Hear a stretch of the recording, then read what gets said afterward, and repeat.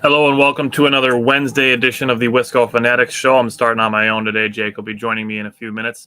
I'm going to start with Badgers basketball today.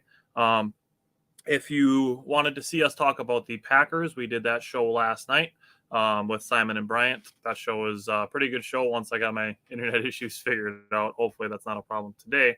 So we did that last night.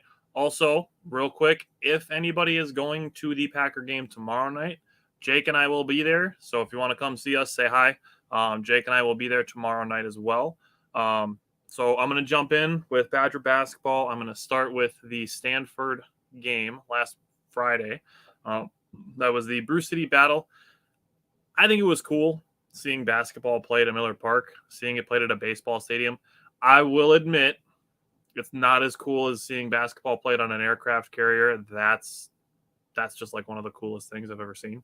So I will give credit where that is due. Seeing basketball played on an aircraft carrier is really cool. So I'm going to start with the Badgers and Stanford. Badgers were 5 of 20 on threes in this game, and Connor Esigian made 2 of the 5. For me, seeing like one of the things that really stood out to me with this game was the Badgers made 22 field goals and only had 9 total assists. That's something where I'd like to see better ball movement from the Badgers. This is something the Bucks do really well when they're firing on all cylinders.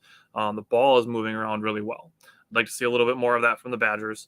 I'm going to do this throughout both games and in my power pair, is give Jordan Davis a lot of credit for how he played over these last 2 games. This game, he got an and one cut to the basket off of an offensive rebound by Stephen Crowell. And this was part of a 14-4 run in, I guess you could call it the quote unquote, the second quarter. So it was the second part of the first half, the last 9:55 of the first half. The Badgers went on a 14-4 run, and that cut to the basket and one by Jordan Davis kicked that off. I will also give Stanford credit. To their credit, they had 9 blocks in this game. Stanford played pretty sound defense for most of this game. Lots and lots and lots of doubles in the post. So anytime the ball went down to Stephen Crowell or Tyler Wall, and whoever passed them the ball into the post, cut across the lane, cut across over the other corner, Stanford was doubling that ball handling or that action every time. And that made it really hard for the Badgers to try to get their post game working, which made it hard for Tyler Wall, Stephen Crowell. The Badgers did still win this game, thankfully, but the Badgers will need to be more mindful of getting the ball moving quickly out of those double teams. If teams look to take away Tyler Wall and Stephen Crowell in the post, that's really something the Badgers are going to have to adjust to. And that's when, it's going to be Chucky Hepburn Day and Jordan Davis and Connor Esigian, Max Klesmit. Those guys are all going to be really important during those games. Not that they aren't going to be important all the time. So we get into the second half. Stanford, not Stafford. I don't want to talk about Stafford at all. I have no interest in that. Stanford cut the lead to 5. Chucky Hepburn. This is a growth thing from Chucky Hepburn. He did this twice in a row. He got to the elbow extended area. He went and got the exact shot that he wanted, and he went and got a bucket. That's like I said, that's really a Chucky Hepburn taking the next step in the mindset of being the guy, is to go and get a bucket when your team needs it the most. When your opponent is cutting your lead down, being the guy that can go get a bucket, that's only going to increase your opportunities. And Chucky Hepburn is going to have a ton of opportunity this year with no Brad Davison and no Johnny Davis taking shots. Chucky Hepburn's going to basically be able to have a green light anytime he wants. So seeing him getting those buckets, just something you need to see him do all the time, honestly. I mean, I'm not saying he needs to take every single shot that he shoots from that elbow extended area, but seeing him get to that spot on the floor and go get a bucket when the team needed it is encouraging. What's up, James? Jake will be here shortly. He's just running a little late from work, I believe. So Jake's going to be on probably right around the time that I wrap up talking about Badger basketball. Normally we would start with Badger football, but Jake wanted to be here for that part of the conversation because I'm going to be honest, the Badger football part of this discussion is going to get a little heated. Not between Jake and I, but between Badger fans on social media and Jake and I. In addition, like I said, I'm going to talk about Jordan Davis a whole bunch. He did a ton of dirty work in this game. He had 13 points in this game, and 8 of them came in the paint off of getting the layups, and he had 1 transition layup. Looking at this game at the end of it, fundamental failures, 7 missed free throws. That's uncharacteristic of the Badgers. 11 points off turnovers for Stanford and 10 second chance points off Stanford. So I didn't do this for the entire Badger season last year to calculate what their fundamental failure average was for last season, because I started doing this after the NBA All-Star break is when I started tracking these. So I didn't go back because it's a lot harder to find college basketball and college football statistics than it is to find for the NBA. But I'll keep track of them all this year and have an average. Once the sample size gets a little bit bigger, I'll be able to kind of gauge what an average fundamental failure game is for the Badgers. But for this game, it was 28 points. For context, the Bucks average from last season was 33. For the Badgers to be just 5 points below that in a game that's 8 minutes shorter, and for a team that, like the Badgers are, is a very fundamentally focused team, and that's how they win games is by making all of their free throws, boxing out, and taking care of the ball. That is pretty much what Wisconsin basketball is built on. For them to have 28 fundamental failure points definitely stands out. But in these 2 games this week, it's not entirely indicative, nor does it entirely correlate with the result of the game. Because now switching to the Green Bay game from last night, 3 missed free throws, which is better. 8 points off turnovers. The Badgers turned the ball over 14 times last night and gave up 8 points off turnovers. So it could be worse. Obviously, it always could be better. Only 2 second chance points. That is a big deal. For a total of 13 fundamental failure points, it's much better to see that way low. The Badgers won this game 56-45. They beat Stanford 60-50. Looking at this game, this is gross. I wanted to wait for Jake to share this stat, but I just want to get it out of the way. One really encouraging shooting mark for the Badgers and one very discouraging shooting mark for the Badgers. 8 for 19 on threes. It's a great percentage. It's in the low 40s. 8 for 34 on twos. And they only got blocked twice. That's 26 missed 2-point field goals for the Badgers. That is absolutely not indicative of Badger basketball. I will say, and I'm not doing this in a critical, like, oh my God, they suck way. Tyler Wall and Chucky Hepburn, 4 out of 25 on field goals combined. Tyler Wall was 2 for 11, I believe, and I think Chucky Hepburn was 2 for 13. It's not going to happen often, and it's often not going to happen on the same night that both of these guys go just incredibly cold, super cold, can't make a bucket cold. But if it happens in Big Ten play, it will lead to some ugly games. And I'm going to restate what I said when we did our Badger primer. I do think the Badgers are going to get off to a hot start. I don't think they're going to be ranked after beating UWGB and that being the only game in between last week and this coming week. But I think if they beat Dayton on next Wednesday afternoon for the Battle of Atlantis, I do think they're going to end up ranked. And I said I believe they're going to start out 8-3, and the expectations are going to get high for them early in the season.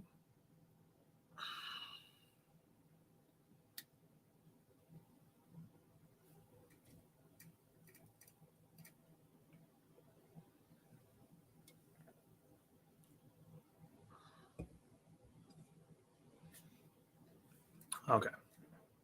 I do think the expectations for the Badgers are going to get high early in the season because I think they're going to get out to about an 8-3 start.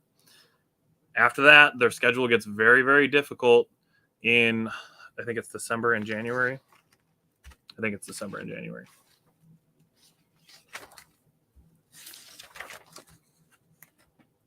Yeah, December, January, February. January and February are going to be the tougher months. But like I said, the 4 for 25 between Tyler Wall and Chucky Hepburn, if that happens in Big Ten play, there will be some tough games to watch. And like I'm saying, I don't expect this to be something that happens on the same night or something that happens particularly often. But it happened against WGB. And thankfully, Stephen Crowell was still effective and Jordan Davis again. So Jordan Davis hit 2 threes early in the game, and he blocked a shot in transition, blocked one off the backboard, blocked a layup. Max Klesmit and Chucky Hepburn did hit a 3 in this game in the first half.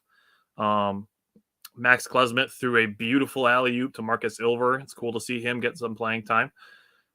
And then I want to talk about Gilmore. I want to see him play with some swagger and some confidence. He was one of my bold predictions that he would become the Badgers' 6th man this year. He'd be one of the first guys off the bench. He's got all of the tools. He's got all the necessary tools. He's athletic. He can do good things in the post. I think I'd like to see him play with some more confidence. I want to give him a big scoop of credit for the defense that he played in the post. He did a very good job of defending, contesting shots without fouling. And I'm not a person that is going to blame officiating for the outcome of a game, but I will say that Gilmore got the elbow around the waist at least twice last night. So, I want to give him credit for defending without fouling while also saying that he's got the tools to be better, and I think he can be. What's up, Jake? I'm just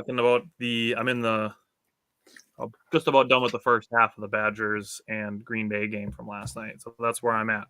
Do you want to give any thoughts on Stanford before I continue with Green Bay? Yeah. I'll just go through my plays real quick. Sorry, everybody. It was been a long day, been a hectic day, been a hectic week, really. I feel like our whole week got jammed in like 3 days. All right. Because of, events that are happening tomorrow, actually. Very excited about. There's some I didn't even get a chance to talk to because I was driving home trying to speed home. But I want us to talk about the Packers-Titans injury report at the end of this episode. We can go over that. I think it's important to go over since it was the last practice today before tomorrow. But we'll get into that later. That's a little extra bonus. So first of all, I want to say that having baseball at American Family Field, Miller Park, whatever the hell you want to call it now, that was fantastic. That was awesome. I think baseball there is usually pretty standard, I'm going to say.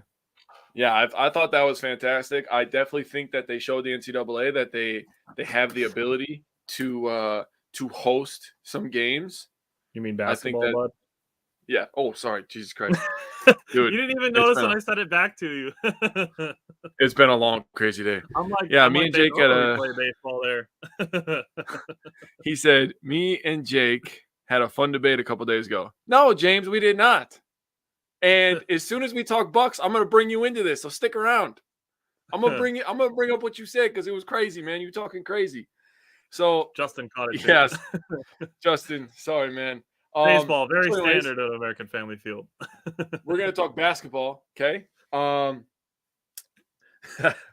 Badgers. So the first play I wanted to talk about was a play that I thought set the tone in this game was Wall steal and slam early. He looked sick hanging on the rim. I guarantee somebody got a cool photo of that of him hanging off the rim after he went up with 2 hands with authority. I mean, awesome play from Tyler Wall, who definitely is the heart and soul of this team early, in my opinion. He's not the best player, but he's definitely the heart and soul. And then my play 2 is a sequence in the second half from 18:30 to 16:56. I thought it was important that Jake, Brittany, and I are going to the game tomorrow. We need to meet up. Oh shit! You can meet Justin tomorrow, Tyler. All right, cool. It's awesome. Yeah, hell yeah. That's my girlfriend's sister and her boyfriend, by the way, for future reference. So we got a 3 from Tyler Wall, which is the craziest shit I think I've ever said in my entire life. Hashtag positive takeaway. Right. Stanford gets a dunk. Chucky comes down and gets a jumper answering the dunk. Stanford gets another dunk. And then Jordan Davis, who's been very, very good to start this season, comes down and hits a 3. So I thought it was important that Stanford, you knew being down 20-32 at half, they were going to come out and be like, we got to capture momentum, go on a little run here, right? So it was important that we hit a 3, and every time that they scored, we answered it. I thought that was a very important sequence in this game. I don't know how far you got into the Green Bay game. I didn't get to watch the entire highlight reel or go through all of it or read about it. So I just was looking at the box score, and it looked like Chucky was struggling and Wall was struggling last night. I hit on Chucky and Wall struggling, and I did bring up 2, and it bugged me. They were 8 of 19 on threes and 8 of 34 on twos. Oh my God. Yeah, man. They did not score very much. I expected them to score a lot more against Green Bay, to be honest. Yeah. Tyler Wall and Chucky Hepburn were combined 4 of 25. So I did throw that out there. Where I was in the game, I was about to get into the second half. And this is something that happened a bunch last year, and I'm glad that it's still the case, that Stephen Crowell is clutch. Stephen Crowell is clutch. Really no way around it. I'd agree with that. Less than 4 minutes to go. UWGB cut the lead down to 7 points. Stephen Crowell hits a 3. Only 3 he took. He made it. Last 4 minutes of the game.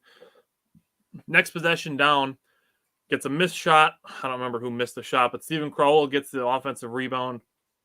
Goes back up and gets an and one layup. That's 2 huge buckets in less than a minute sequence when the game was single digits. Yeah. So Stephen Crowell, he is a clutch player. He may be the 3rd best player on this team. We'll see what happens with Max Klesmit and maybe Connor Esigian, but I think Crowell is going to be more important than those 2. But Klesmit's got an opportunity. I don't know if Esigian will pass Crowell up on the importance ladder, but man. I was going to call you out and say that's pretty crazy that we're putting Esigian that high on the list already, but the kid's got potential, right? He's got the dude's got like a butter smooth jump shot. Klesmit, I will say, I think he's got the opportunity to pass Crowell much sooner because he's effort on both ends of the floor. He had a steal last night. It was in the second half, and Green Bay is trying to hit a backdoor cut for a layup. And Klesmit hits it with his hand and then dives on the floor to swat it away to get the steal. That's the kind of stuff that's going to draw those comparisons to Brad Davison and Zach Showalter and Josh Gosser. That's that kind of stuff that Max Klesmit's doing. So I do think he has an opportunity to potentially pass Stephen Crowell on the totem pole for the Badgers. But right now, Stephen Crowell is the Badgers' 3rd best player. And last night, he was probably the 2nd best player to only Jordan Davis. So what's up, Dan and Taylor? Thanks for watching. I got to say, here every week. So I got to say something. Little disappointing that Kamari McGee didn't get a score against his former team. He didn't even attempt a shot. 6 minutes, 0 points, 0 attempts. I mean, he got an assist. He got beat back door for a layup, and I think Greg Gard took him out like right after that. The backup point guard has been a problem for the Badgers, man. Like last year, it sucked because Bowman was hurt like most of the year, which sucked. He was more of a shooting guard, but I will say I think Jacoby Neath has been a little underwhelming coming out of the transfer portal. And then Kamari McGee, he's very undersized to begin with. And he's coming out of the transfer portal from UWGB as well. So he's, definitely going up a level from the Horizon League to the Big Ten. True. So, I'm not sure how much of an impact we'll see from Kamari McGee this year, but Chucky Hepburn is the guy at point guard. If Chucky Hepburn were to go down and miss time for the Badgers would be in some trouble. It would just be nice to have a guy that can control the offense for, 10, 12 minutes. It doesn't have to be a long time, but a guy that could come in and be a spark plug, control the offense, get everybody in the right spots. And I know we kind of have that with Esigian, but Gilmore can give you some minutes. He's okay. I want to see maybe Jordan Davis play a little bit of that role. He profiles as much more of a shooting guard, but I'd like to see him get to handle the ball a little bit, maybe bring the ball up the floor a little. He had a pretty sick and one in the game against Stanford, and he's That just was one of the plays that I brought up. I mean, that like I said, man, he's been pretty damn good this season. That play kicked off a 14-4 run. So we're just going to do this. We're just going to get right into this. For this power pair for the Badgers, Jordan Davis is number one for me. He's doing the dirty work. He's playing with confidence. He's shooting with no hesitation. He made 3 threes yesterday. He was 3 out of 6 against Green Bay. The second three that he shot, he caught, hoisted, no hesitation, straight cash. So shooting with no hesitation. He's cutting to the basket a shit ton. A ton of cutting to the basket. Backdoor cuts are back, Badger basketball fans. Let's go. Yes. And he's playing well defensively. I said it in the primer. I think Jordan Davis has arguably the biggest opportunity of any player because he is the main returning player on the wing in the absence of Johnny Davis and Brad Davison. So he's starting to live up to that opportunity, and I'm excited for him. So my other one, I was kind of torn on who to go with it, but I went with Stephen Crowell because he's my guy. Yep. I said he was going to make second team All Big Ten with Tyler Wall and Chucky Hepburn. So I'm gonna bang the drum a little bit. He had 9 points in both of the games and averaged 10 rebounds over those two. He had he averaged 3 offensive rebounds. He had 4 in one and 2 in the other game. And he also had 4 blocks in the 2 games.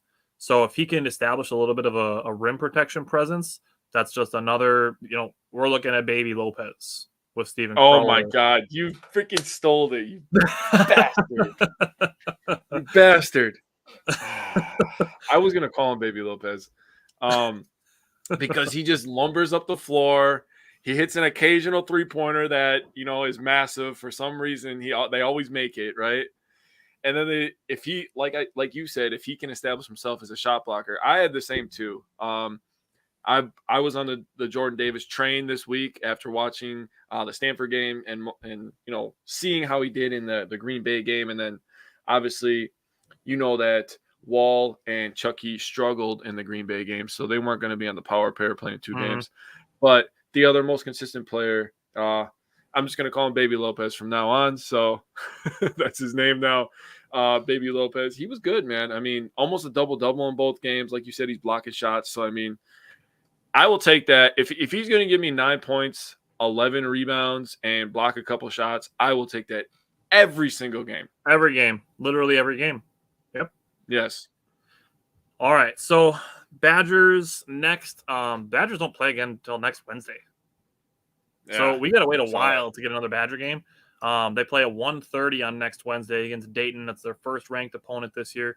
I'm going to see if I can get out of work just a smidge earlier so I can watch the beginning of that game and then pick the girls up from school. But that's their only game between now and next Wednesday. So, that's what we're looking at. We could and then probably cover.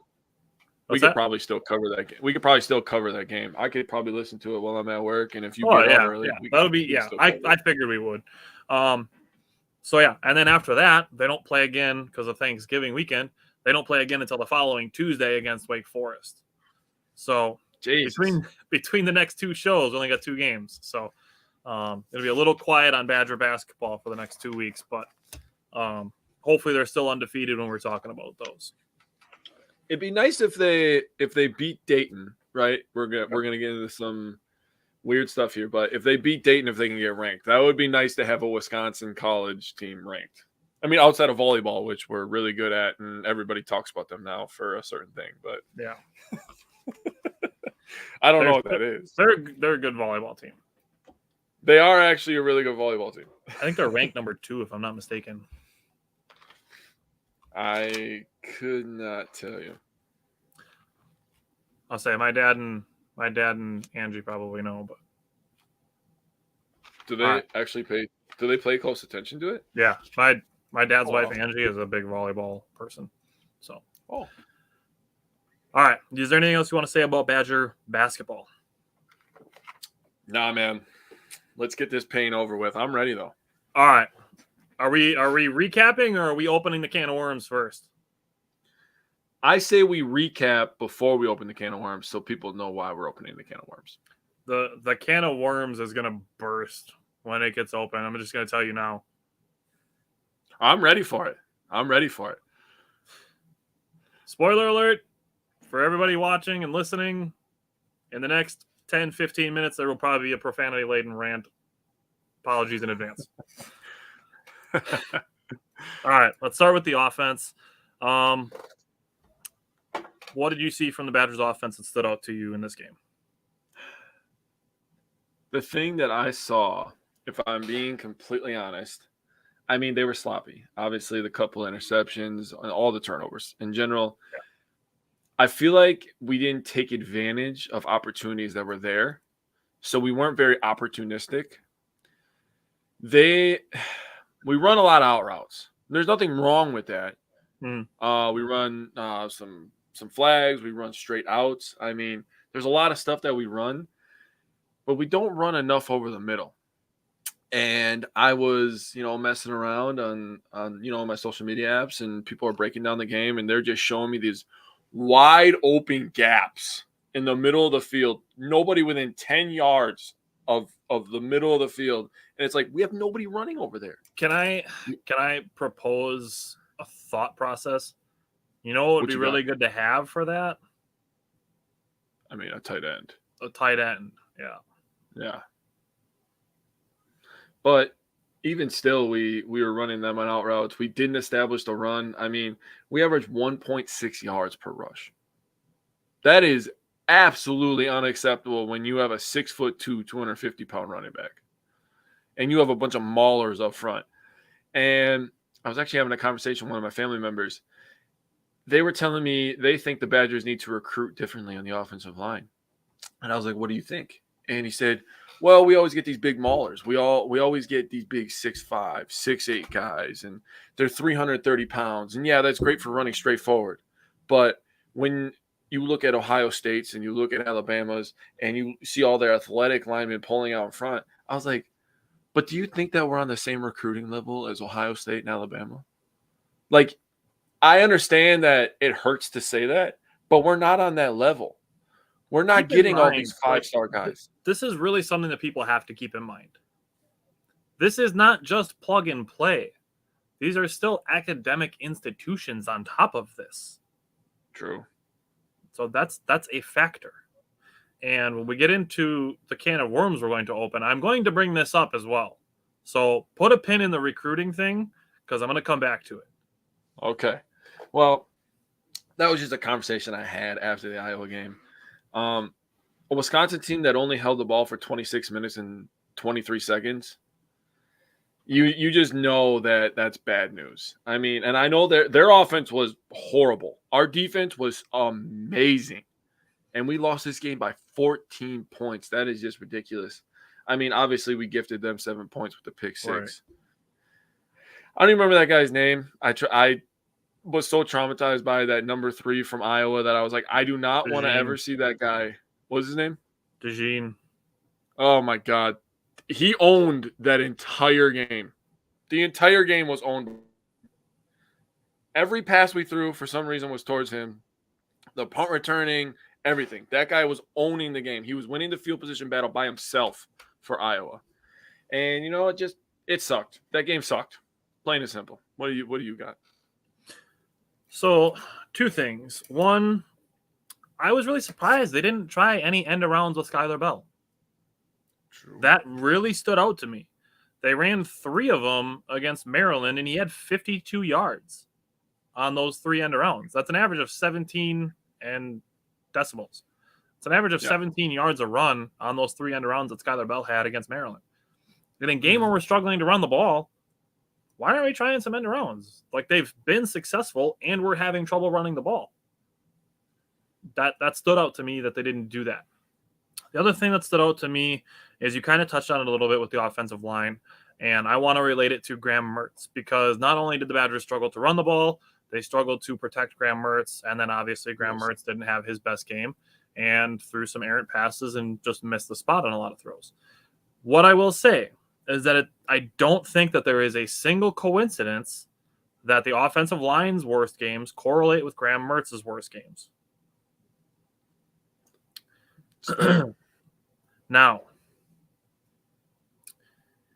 with Graham Mertz, this game specifically, looking at it, like I said, with the correlation of the offensive line, I will say the offensive line played pretty well against Maryland, but that game, the ball was slippery because it was raining, sleeting, and snowing all on the same day. So that's one game. I would say that's an outlier of Graham Mertz not playing well and the offensive line playing well. That's really the only game that doesn't correlate. Can we as Badger fans, when things aren't going well, at the very least, just be respectful? And then after that, be supportive? That's it. That's really all I'm asking for. I'm going to get a lot harsher soon, but did anybody even know that Graham Mertz became the 8th Badger to throw for 5,000 passing yards? Did anybody even know? They don't care. He's dude. So Wisconsin Badger football posts that Graham Mertz is the 8th player ever to have 5,000 passing yards. There's literally people in the replies on Twitter telling them to delete the post because he's having a bad game on the same day that he passed 5,000 yards. Think about that. There were 70 replies. One of them was by me telling the other 69 that they're unacceptable. I know. 70 replies on Twitter. Not a single fucking one of them was positive. Not one. Not one. I told you guys last night that on social media you see an average of 9 negative posts for positive. Try 70 to 0 negative to positive. Are you fucking kidding me? And you wonder why people don't want to come here? You think people don't read social media, but you think they might at least check the Twitter profile of the school that they're considering attending to. I guarantee you they do, because when recruits are visiting, they tag not only the school, they tag the coach, they tag the position coaches, they tag the recruiting coaches, they tag the admissions, they tag everybody. They see that shit. You think that somebody's going to want to come play quarterback for Wisconsin when there are 70 fucking consecutive replies calling him trash and saying that he's garbage and delete the post and he sucks, all that shit? Would you want to come here if that's how the fan base was reacting to you? On a milestone, no less. A career milestone. 70 consecutive negative replies. You think somebody wants to come here and play for that? On something that kid worked his ass off for. You gotta be fucking his whole kidding life. me. 70 in a row. All negative. Every single one of them.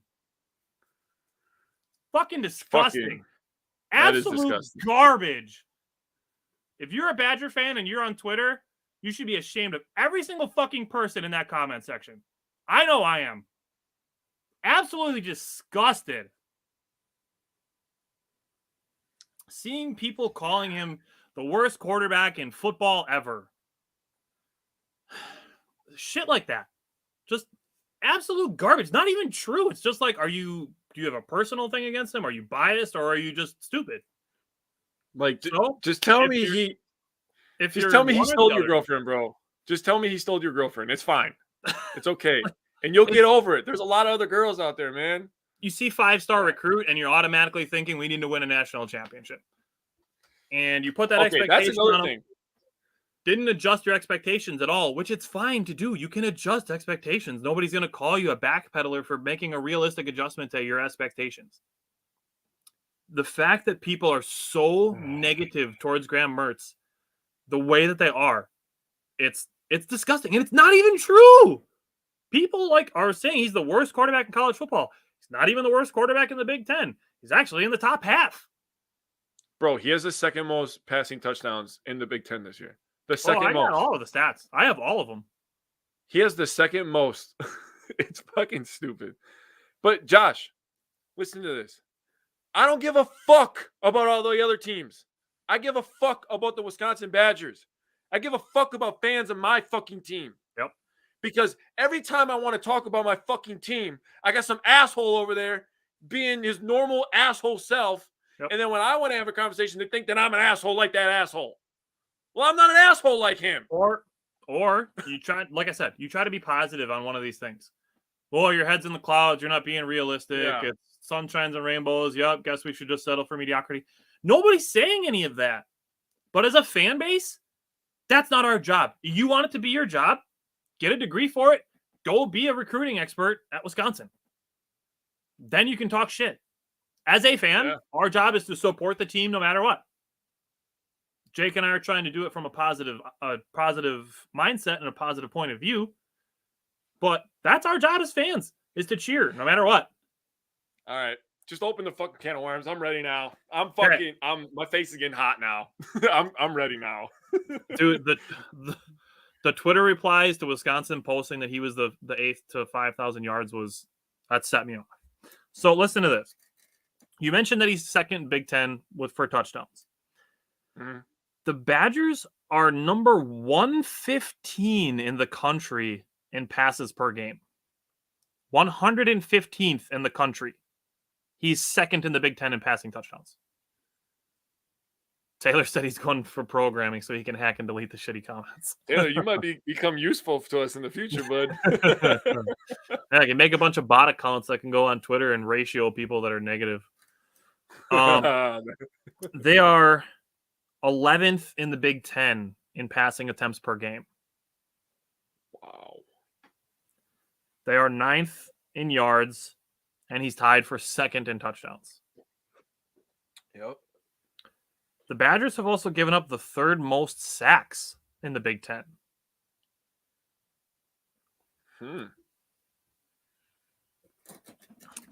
And Graham Mertz, I'm not useful now. No, you are. Taylor, you're one of our biggest fans, so I will give you that. In Badgers history, players over 35 passes, he is 8th in rating. Now, I will say this too. A lot of Mertz's metrics are on par with the other players over 5,000 passing yards. That is Darrell Bevel, Alex Hornibrook, Joel Stavi, John Stocco, Graham Mertz, Brooks Bollinger, and Scott Tolzien. So those are I think that's 8 quarterbacks in Wisconsin history that are over 5. Yeah, because Graham Mertz is the 8th. Sorry. Out of the 8 of them, Graham Mertz's metrics are on par with a lot of them. His yards per attempt, Scott Tolzien's is actually really high, so he's kind of an outlier in that area. But his rating, his touchdown to interception ratio, his completion percentage, his air yards, I mean, they're all really close with what all the rest of those guys were. Mm-hmm. And then, like I said, third most sacks. That makes a difference. Now, I just said this to somebody else. Graham Mertz, they're like, oh, he's got 37 touchdowns and 24 interceptions in his career. Look at the difference between last year and this year. Last year, he had 10 touchdowns and 11 interceptions. This year, he has 19 touchdowns and 8 interceptions. But people want to act like he throws pick sixes every single game because he threw one in the game at question. 19 to 8 touchdowns to interception. Listen to this. You're gonna fucking love this. It's a better ratio than the following Big Ten teams' quarterbacks. Oh, boy. I'm going to need to take 2 breaths for this. Purdue, Michigan State, Nebraska, Indiana, Minnesota, Northwestern, Iowa, and Rutgers. He is the 6th best touchdown to interception ratio in the Big Ten. It's pretty goddamn good. Also, going to put this out there.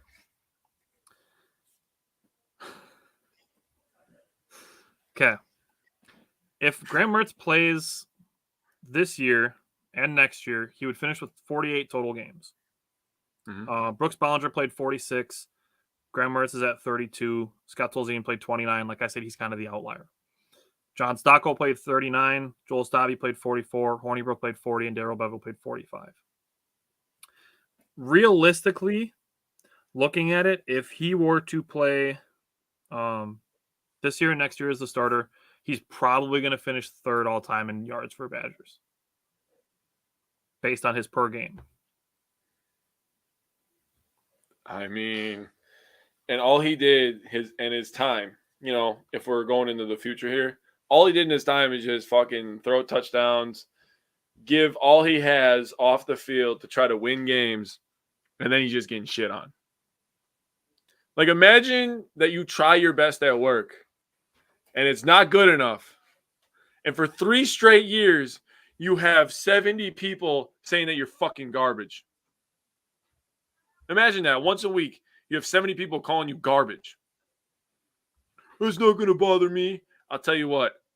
After a certain point, you're going to start believing it. It's going to start hurting you because that's how mental health works. So these people are not robots.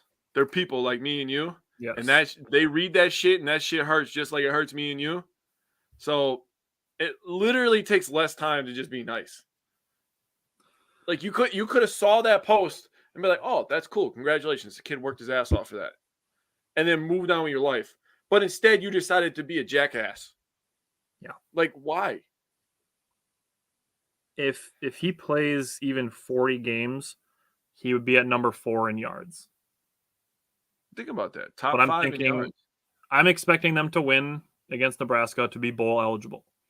I also figure they'll be bowl eligible next season because almost their entire offense is going to be back.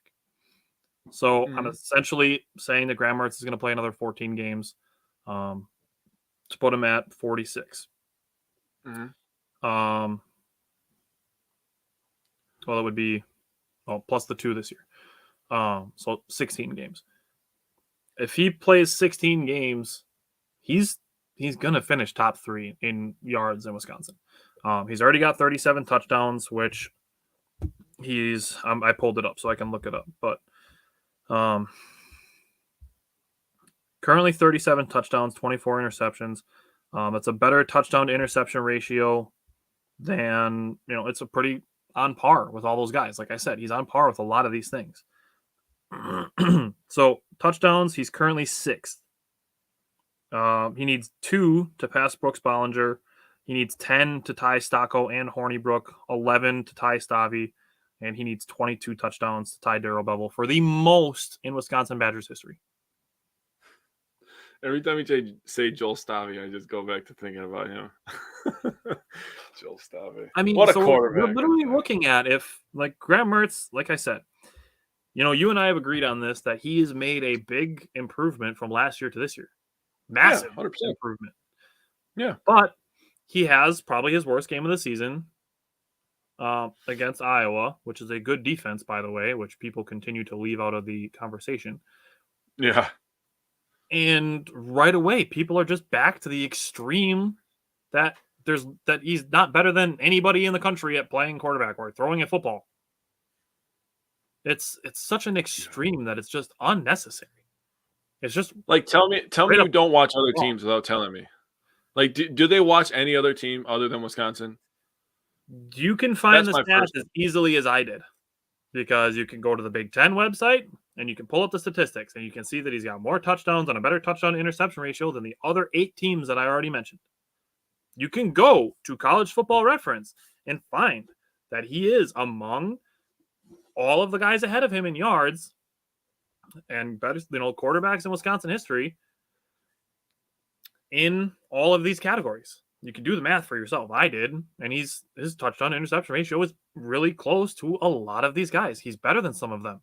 I didn't feel like going and saying he's better than this guy at this and worse than this guy at this, but he's better than this guy at this, just because we'd be here all day. But all of his metrics are right along with those guys. Imagine if he takes another step forward next year like he does this year. And I'm telling Badger fans now, Graham Mertz is going to be the starting quarterback next year. Unless there's more of this shit on Twitter that people are doing now and he transfers, which is a lot of what I saw too, is people telling him to transfer. And if it continues going this way, I almost hope that he does, because it'll be better for him, because our fan base is so fucking disgusting. Yeah. But, assuming everything stays the same, Graham Mertz is going to be the starting quarterback next year. And he's going to play the entire season. It'll be his senior year. he's going to be among the best quarterbacks the Badgers have ever had. Sorry, not sorry. There's nothing wrong with that. I don't know why people are so upset about it. Social media has just really made people toxic, man. At the end of the day, it's really made people think that they can say whatever the hell they want with no repercussions. Well, and it won't ever affect them. Like, I'm going to get serious on you for a second. If Graham Mertz I'm not saying this is going to happen. Like, I apologize if this bothers anybody. But let's Isaac, you came in at a really heavy time. Let's say Graham Mertz reads those 70 comments. Say Graham Mertz commits suicide today. What do you think all of those people think? Nothing. It doesn't affect them. There's no consequences for being a piece of shit on social media. But let me tell you, there will be later in your life, because you are not the only person in your world. You may not know Graham Mertz. You might have kids. You're going to have a piece of shit attitude. Guess what? Your kid's probably going to grow up to be a piece of shit because you're a piece of shit. People, seriously, you got to realize that this stuff does not just affect what you're saying on the internet. It's going to affect you. You talk about people being trash, whatever, or not living up to your expectations, or they're the worst at this, the worst at that. How do you think you're going to self-evaluate? You're going to come into a review at work, and you're going to be like, oh, what do you think that you're going to think about yourself? It's not going to go good. I promise you that there's nobody that's super happy and positive in life and then is super negative and just absolutely disgusting and the worst type of human being on the internet. Your mindset carries with you, and it affects the people around you. And yeah, Isaac, we've talked about that. It's terrible. It's absolutely terrible. And like I said, it's disgusting to see what that comment section was like. Absolutely. I'll tell you what, man. I'll tell you what. If my son, I keep him focused enough and he gets a college degree and say, he can do whatever the hell he wants. He says he wants to be a quarterback one day. Next day, he wants to be a wide receiver and be like Justin Jefferson. He can do whatever the hell he wants, right? It's his life. Whatever he does, if he gets a milestone and I see people, going at him, because he's having a bad game, I'm going to have a really fucking hard time not finding these motherfuckers and punching them, bro. How are you going to go at this kid? Is what is he, 21? I don't think he's even 21. I think he's 20. He's fucking 20 years old. Think about that. I wish I was 20 years old again, dude. I could redo a lot of shit. The last 10 years of my life, I made a lot of bad decisions. I guarantee all these people wish they could be 20 years old again so they could redo shit that they've done. So for you to hold him on this pedestal at 20 years old, when you were nowhere fucking near getting college offers from University of Wisconsin and being a starting quarterback and getting 5,000 passing yards, which is not a crazy amount, but for Wisconsin Badgers, it's a pretty goddamn good number. And you were nowhere fucking near that because you were busy fucking your girlfriend in her trailer. I'm sorry I had to go there. But it's like, you've been a piece of shit your whole fucking life, so you're going to cut down this kid. It's sad that people have to do that. Like, it's almost like jealousy at that point. It's the validation is what it is. And that's what the negativity on social media is it's validation. Because if you're one of those 70, you're part of the group. Doesn't matter that you're being negative because you're part of the group. Well, everybody else around me is saying it, so why shouldn't I? That's no, James. I didn't have a girlfriend that lived in a trailer at 20 years old, bro. That's not the way that the world ever is going to get fixed. There's so much negativity in the world, and just being negative because the people around you are, it's not going to help anything. You're just contributing to the negativity. Well, then if you're noticing, if you're trying to self-reflect and you notice, because the people you surround yourself with is how you are going to be. You Mhm. know, I've heard that saying 20,000 gazillion times. It is fucking true. The 5 people you surround yourself with, the 5 Yep. people you're closest to, is Yep. how you're going to be. Yep. So the energy that I'm trying to radiate is positive energy. The energy Tyler's trying to radiate is positive energy. You know, we're all trying to make, me and Tyler trying to make this world a better place. And it's slowly but surely, I do see it happening. I see more and more people. Justin, you're a fucking idiot. But oh my god, I just lost my train of thought because Justin's a jackass. Trying to make the world a What better I'm trying to place. say So is, some if people. you know that you're in a negative situation, you gotta, you gotta be a man, or you gotta be a grown up, a woman. You gotta take yourself out of that situation and do something that's better for yourself. Okay, you don't take it out on a fucking 20-year-old kid. That's bullshit. James, I get the self-talk thing, saying worse things to myself than I do to other people. Got to work on that. That's hey, like if I like we recognize James, you're not even a Wisconsin sports fan. Like we have the Predators in common, but that's because our minor league team is in Milwaukee. But like James is a Red Sox, Celtics, Predators, and Saints fan, and he still watches our show. We had Bill commenting last night saying that he watches only our show because all of the other ones are so negative. Yeah. The thing is, and I'm going to use James as an example, is if we can get people to think positively about Wisconsin sports, that plants the seed in their head to then apply those same, thought processes to life. That's the goal of the Wisco Fanatics show. So, like I said, at the very least, be respectful, take it a step further, and be supportive.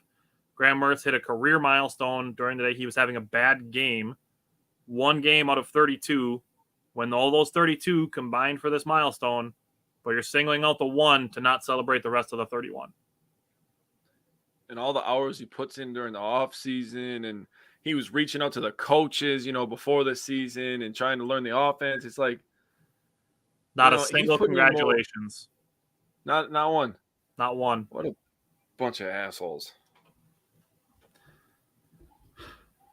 All right, we got to regroup, and we're going to switch to the defense. Badgers' defense against Iowa was definitely the brighter side of that game.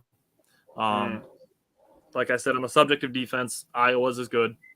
Badgers is good too, but let's talk about the Badger defense. All right.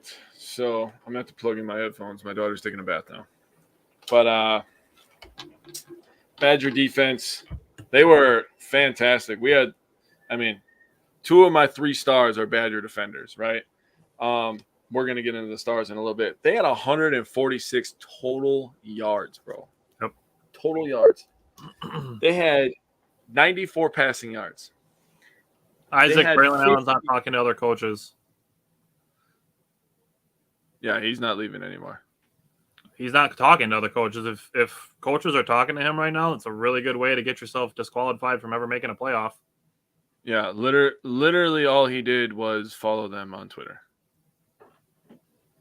That's what I saw. But anyways. And he also killed those rumors. He said, this is where I'm going to be. He said, I'm Wisconsin. But anyways, we held them to 6 of 19 on 3rd down. Only 1.2 yards per rush in the rushing game. What's up, Simon? And 4.1 yards per pass. The Wisconsin defense did everything to win this game. Yeah. Just, it wasn't our day. And it is what it is, man. There's definitely the turnovers is what killed it. Yeah, there's definitely still positive takeaways from this game, and we'll definitely get into it when we get into the stars. But Simon, you missed you missed a really interesting 15 minutes just now. Yeah.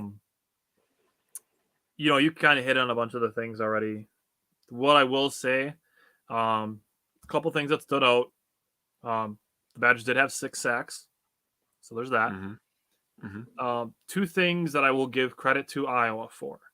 One is the Badgers not having any interceptions. Badgers didn't intercept any passes this week. I think that's part of what contributed to this game. I do think that the defense has fed into the offense with that by setting them up in good positions on the field, good field position.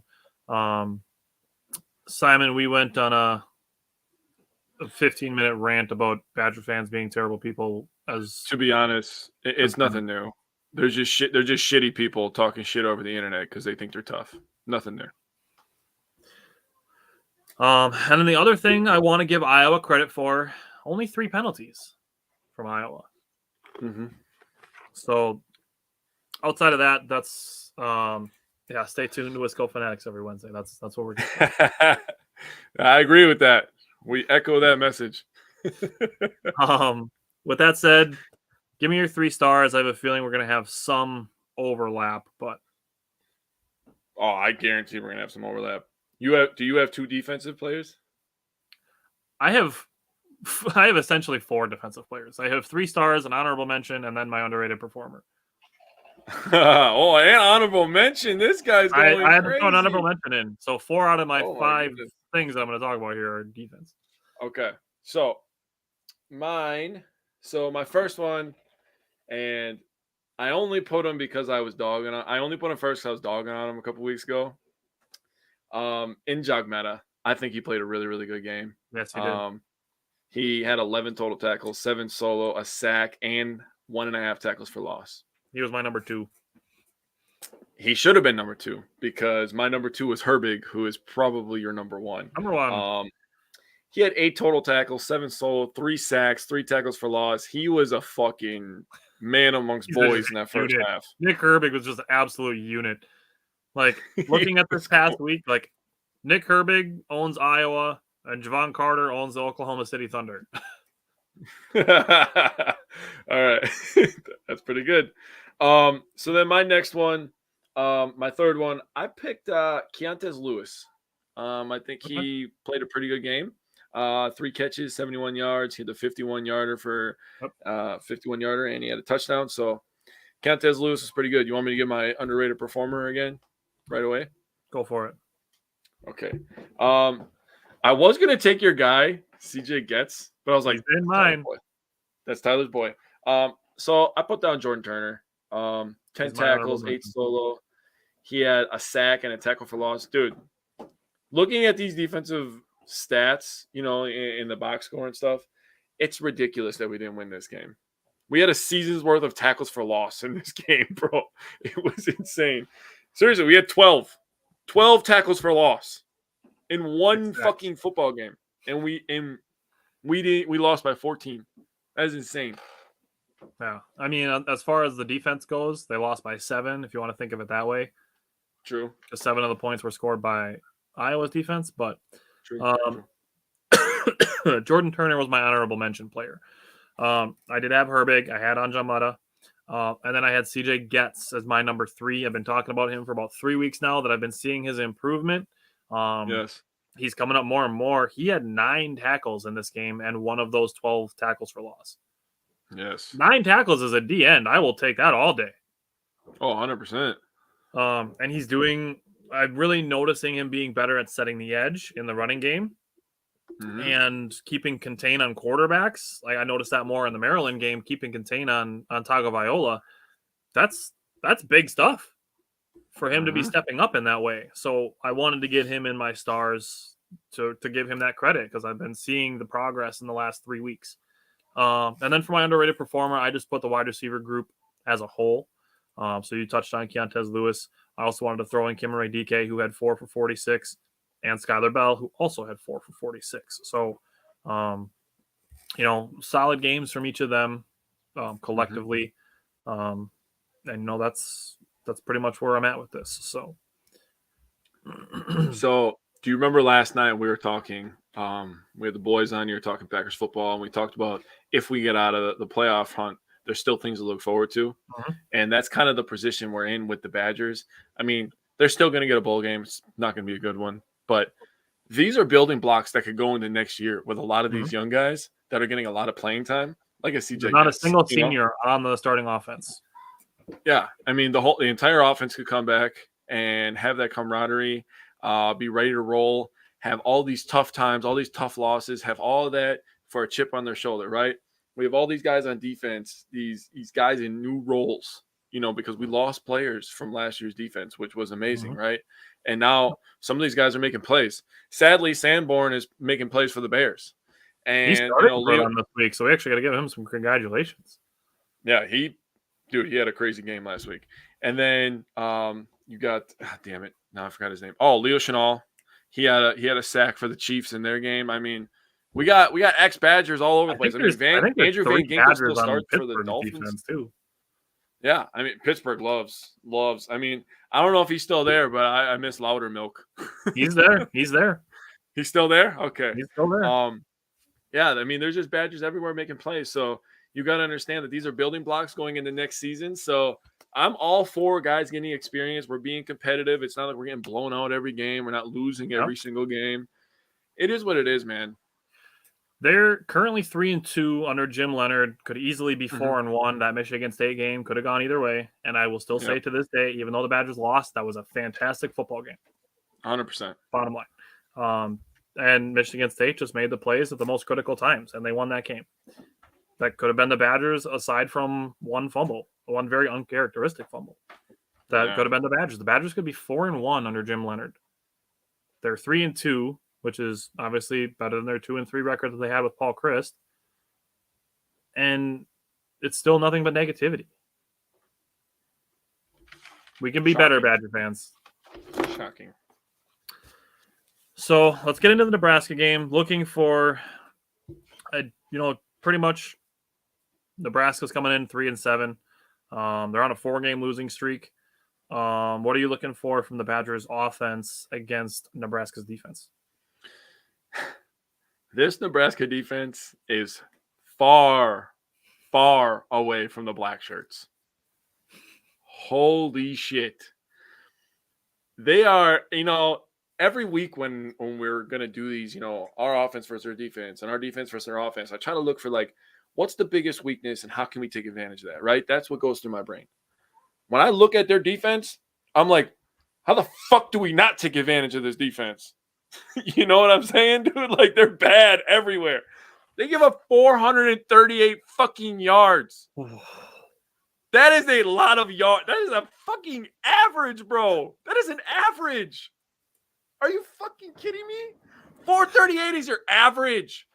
That's bad. That's a lot of yards. Holy shit. 438 is your average. I can't get over that. They give up 247 pass yards, 191 rush yards, and almost 30 points per game, 29.9 points per game. That's what I'm saying. When I looked at this team, I was like, the whole thing is a weakness. The entire thing. So run the ball, pass the ball. I don't give a shit what you do. Do what you got to do to get down the field and score some points. This is going to be a Mertz bounce back game, and I'm here for it. Mm-hmm. Yeah, totally with that. You pretty much hit on it. I mean, looking at it, I agree with you. I agree with you. I think it's going to be one of those things where you're looking at it, you're pointing out the yards they give up. I'm less looking at the box score, the points, the yards, as much as I am looking at efficiency. Mm-hmm. So I'm going to be looking more at, and I know this factors into, but Graham Mertz's completion percentage. Badgers receivers have struggled with drops at points this year. It's not, it's not all Graham Mertz is only throwing bad passes. There have been drops, which counts against the quarterback. It's not fair, but that's the way it is. That happened to Aaron Rodgers on Sunday. And then looking at yards per carry. That's the other thing that I'm going to be watching for, because both of those things rely on the offensive line. Nebraska's defense is not Iowa's defense. So that said, on this side of the ball, the matchup that I'm watching is, like you said, I'm watching for a Graham Mertz bounce back game. Okay. What's the matchup that you're looking for on that side of the ball? On our offense? Yep. So I didn't even pick a single player. I was going through their whole box score. 3 of their 4 top tacklers are DBs. Oh. Yeah. 2021 Packers defense. Fuck. When Amos, or no, Run that the was 20, ball. sorry, that was 2020. That was when Amos and Jair were our leading tacklers every game. Yeah. Run the ball, pass the ball. I just feel good going into this game facing this defense. This is one of those games, coming off a really, really tough loss. And, what we didn't mention is Iowa City is a freaking tough place to play. Yep. That is a tough place to win a game. Lots of teams struggle playing You at can't Iowa. say that, though, because that doesn't fit in the Graham Mertz's trash narrative. I don't give a shit about that narrative because that narrative is trash. All I'm going to say is I feel good on offense, whatever matchup that you want. Go to it. I feel like DK is going to get fed a lot in this game. I feel like Braylon Allen might score 2 touchdowns in this game. I didn't pick a single player because once I saw that 3 of their top 4 tacklers were DBs, I was like, they're toast. That's fine. Okay. Let's go to the defensive side of the ball. So looking at it, I mentioned the touchdown to interception ratio. Nebraska is one of the ones that has a worse touchdown to interception ratio than Wisconsin does. Casey Thompson is Nebraska's leading quarterback. He has 12 touchdowns and 10 interceptions. Yep. Graham Mertz is the worst quarterback in the country. Casually has 19 and 8. This dude has 12 and 10. Yeah. I will say their running back, Anthony Grant, he does average 4.7 yards per carry. So he's got that going for him. Casey Thompson's yards per game average is 202. That's exactly what the Badgers allow on average. They are, like I said, on a 4-game losing streak. So Nebraska was 3-3. Everybody's like, oh, they fired Scott Frost, and then they started winning games. We should fire Paul Chryst, and we'll start winning games. Totally not the same thing, because obviously now Nebraska is not doing well. They've only scored 25 points total over their last 3 games. 25 total over the last 3 games. Looking at it, yeah, it's definitely not good. Looking at it, Wisconsin's averaging 7.6 yards per pass. This hurts to hear. Graham Mertz is getting sacked on 8% of his dropbacks. That's number 99 in the country. Wow. That is a lot. Yes, that is. So, I meant to mention that with the offense, but looking at the defense for Wisconsin, I mean, it's just keep doing what you're doing. I don't know if there's anything really that's standing out to you from Badgers defense against Nebraska, but it should be pretty much the same conversation we just had with our offense. Yeah, I mean, I know that the Iowa offense isn't very good going off the most recent game, but I feel like the last couple of weeks of Wisconsin defense, you talk about growth of gets. I feel like lots of players have been taking big steps. I mean, we talked about the ability to have 3 safeties on the field. Yeah. Corners have been better. I feel like this defense is just building and getting better and better and better. So it's a good I point. hope that we can suffocate them and take them out early. I'm gonna go to my matchup real quick. The matchup that I'm watching, Trey Palmer, he's their number 1 wide receiver. Now, you mentioned their running back averaging 4.7 yards per carry. That's obviously going to matter. This is Big Ten football in November, right? So running the ball is a big thing. But I want us to take away Trey Palmer. He's their number 1. 58 catches, 831 yards, and 5 touchdowns. I feel like you slow down their number 1 guy in college, especially colleges that are down and out like in Nebraska. You slow down one guy in the passing game, I think you're going to be pretty good. Man, that's pretty solid. 800 yards. That's good for him. Yeah. I thought it was weird that this game was on ESPN. At 11 a.m. Did we get it? Yeah, we got an ESPN game? What the hell? All right, so you mentioned your matchup already. For me, my matchup is CJ Getz. I'm watching to see if he continues growing. I'm actually really enjoying watching CJ Getz, and like I said, I'm hoping to see him continue growing. That said, give me your X factor for this game. So my X factor for this game, I have Graham Mertz.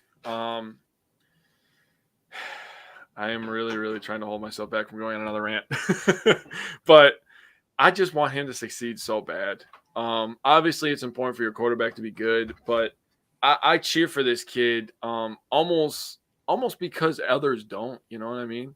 And it's kind of that same feeling I got for Watson. You know, the Packers wide receiver.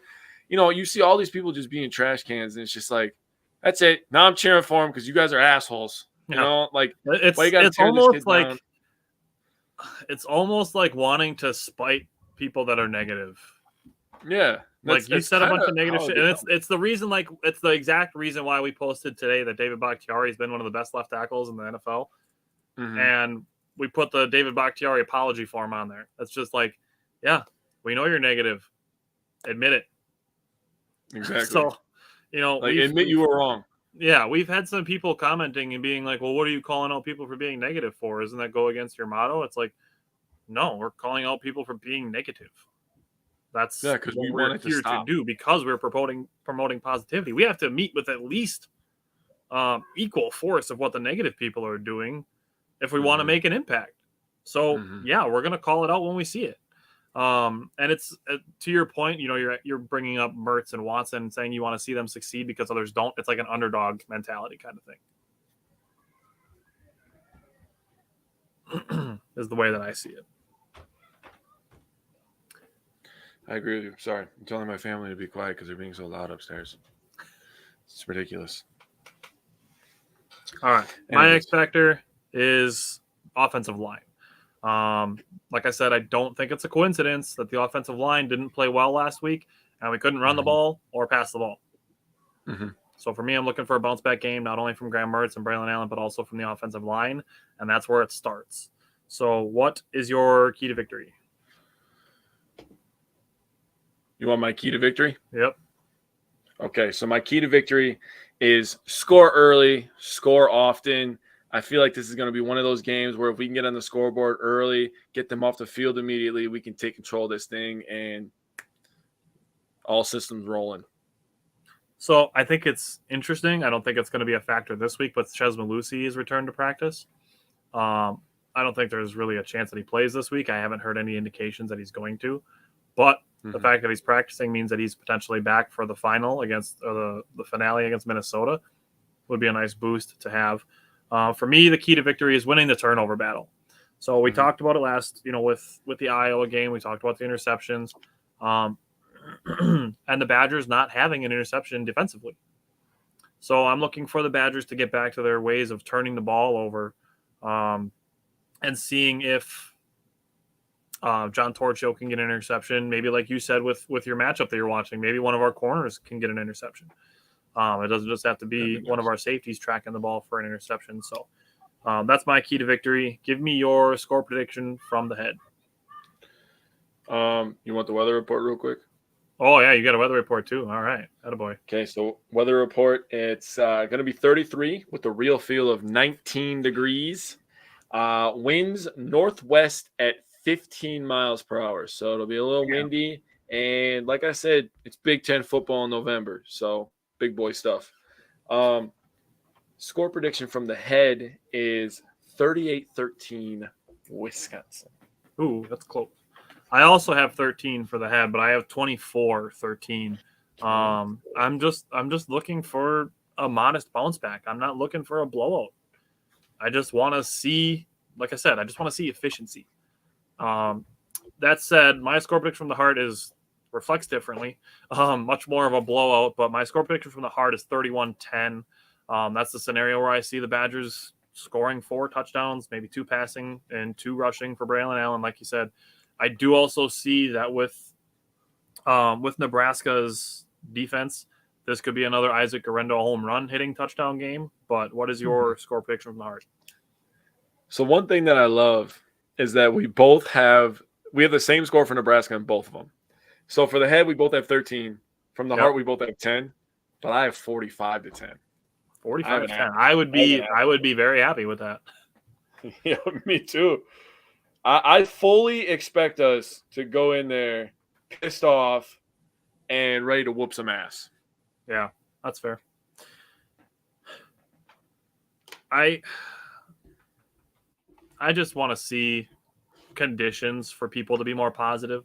Obviously, it's been said that winning cures all. Yep. Just because losing, I know it creates a negative mindset that people hate losing and that you can only be positive when you win. That's something that Jake and I hope to kind of break the programmed thought process with, is that you don't have to win to find positive takeaways. Obviously, it helps, and that's the goal, is to win. But just like there's ways you can improve if you win, there are positive takeaways you can find when you lose. So I just want to see the Badgers get back into the win column, get them bowl eligible. I don't care what bowl we're playing in. That's another thing where people are complaining about recruiting, and then they're like, we don't deserve to play in a bowl game. I don't even want this team to be in a bowl game. I don't want to watch them in a bowl game. It's like, but yet you're complaining about recruiting. Exactly. You think that a non-bowl team has a better chance of recruiting than a bowl team? I don't give a shit what bowl you're playing in. Having more exposure for your school is good for your school. Bottom line. So hopefully that's what happens on Saturday, is that the Badgers get bowl eligible. Is there anything else you want to say about Badger football? I have one other thing before we move on. I do not have anything. I'm Wisconsin, baby. So the last thing that I want to say with Badgers football, there were two really sad losses from Badgers football this weekend. One was Brent Moss. He was one of the running backs in the early 90s, in the early Barry Alvarez days. He died this weekend. He was 50. They didn't release what his cause of death was. Not the case for Devin Chandler.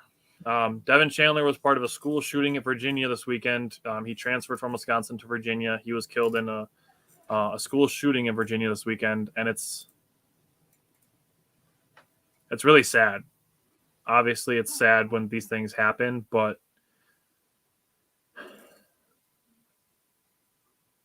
it's the kind of situation where Jake and I really feel that if we can affect just a handful of people, that we're doing something better for the world. If there was a show similar to ours covering Virginia football that has a more positive influence, and the person that did that watched it and was like, you're right, even though things aren't going well, there's still ways to look at it better.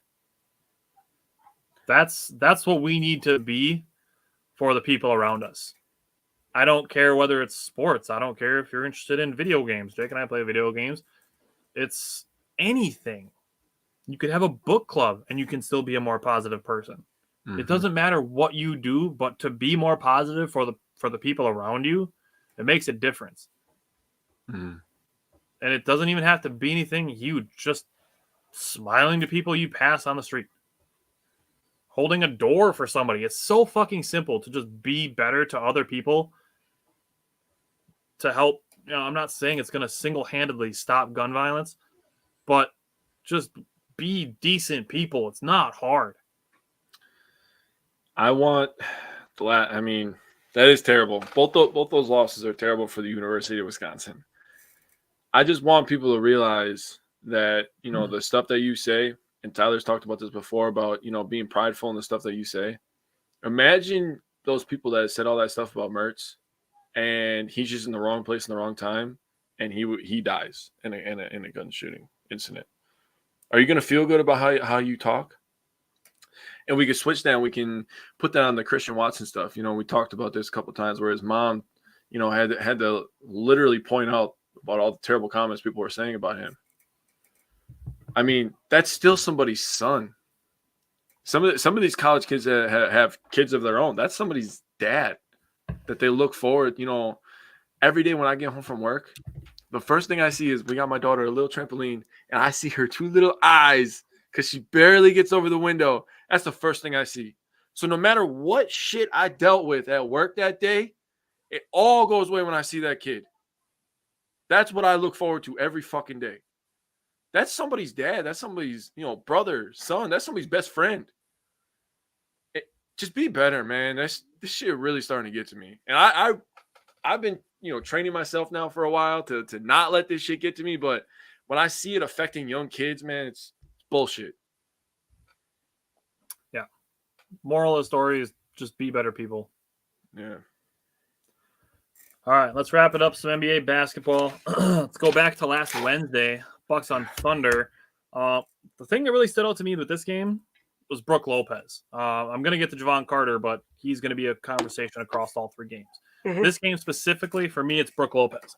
Dude played 45 minutes. That's crazy. I would have never thought that last year. I mean, I would have been happy if he was playing 5 minutes last year.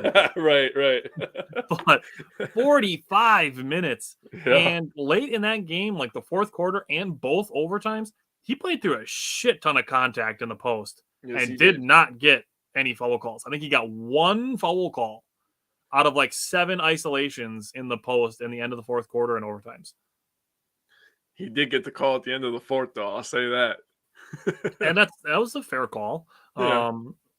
So, I mean, Bucks needed buckets, and they went to Brook Lopez in the post like a whole bunch of times. Mm-hmm. The one where he had the back and he spun baseline, he took 2 dribbles and like ripped through and then went bam and dunked the ball. I'm like, oh, vintage Brook Lopez. Yeah. That was nice to see, man. He finished 11 of 23, 10 for 17 on 2s. Not bad, actually. 24 points, 13 rebounds, 5 blocks. That stood out to me. What stood out to you specifically from this game? Oh, man. This was a very exciting game. It was hard to miss Javon Carter. That's your topic. But if you watch this game, it was hard to not notice Javon Carter throughout the entire thing, right? But I want to point out a couple plays here. First of all, there was a buzzer beater 3 by, another fan favorite, and I'm being sarcastic, George Hill. That was a massive play when you they say hindsight's 20/20, right? And this game goes into double overtime. That buzzer beater 3 to make it a 3-point game was a massive, massive play when you really break it down. And it was a runner, and he fell to the ground and stuff. I was like, oh shit. So when I go back and think of that play, I was like, that was mega clutch, right? Some people are starting to come around on George Hill. Not all of them for damn sure, because people have a hard time admitting they're wrong, but some people are starting to come around and being like, hey, he's actually had a pretty good start to the season. I saw one guy post some bullshit. He said, I'm doing my best Javon Carter today. Get to show up to work, look cute, contribute nothing, and get paid. I was like, I'm not even going to touch that. I'm not even going to touch that post. Not even going to touch it. First of all, you're calling a guy cute. I don't know what your sexuality is, but okay, that's weird to me. Sorry. That's one of the things that you point out about George Hill. Whatever.